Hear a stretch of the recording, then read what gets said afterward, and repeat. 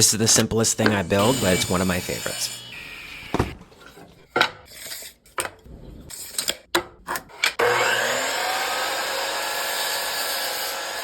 After the piece is cut to size, I need to install a dado blade on my table saw. This will make an extra wide cut with a perfectly flat bottom.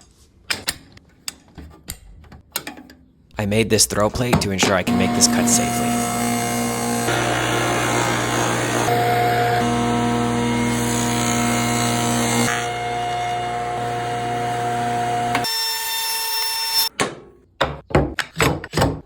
Next, I install a keyhole bit into my router and route 2 small keyholes in the back of the piece so it can be mounted to a wall.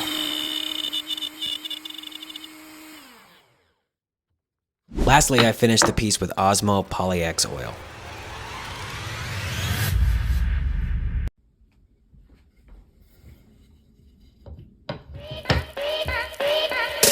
I love the way these vinyl record stands look in my living room. If you'd like one, they're available on my website.